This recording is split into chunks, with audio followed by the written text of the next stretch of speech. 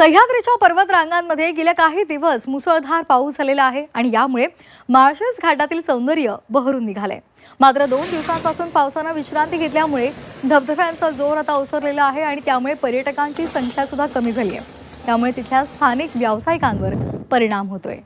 तिथला आढावा घेतलाय आमचे प्रतिनिधी हेमंत चापुडे यांनी। पाहूयात।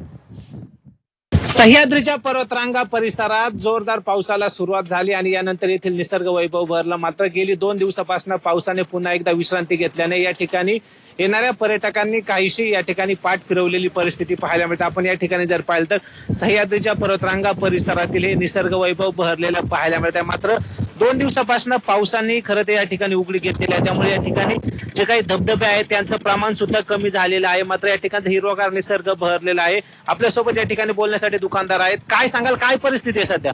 सध्या तर गर्दी आहे, पण पाऊस नसल्यामुळे त्याला भरपूर फटका बसला नाही का। आज खाणारे एक भिजले थोडे, थंड पावसामध्ये भिजले का खायला म्हणजे खातातच लोक। आता भिजले नाही, पाऊस नसल्यामुळे थोडं खायला पण धंद्याला पण थोडंफार हे झालंय, परिणाम पडलाय। आपण पाऊस उघडलेला आहे त्यामुळे पर्यटक सुद्धा कमी झालेले आहेत। पर्यटक तर कमी झालेलेच आहेत, नाही पाऊस असला म्हणजे तसे पर्यटक भरपूर असतात, पण पाऊस नसल्यामुळे थोडे कमी झाले आता।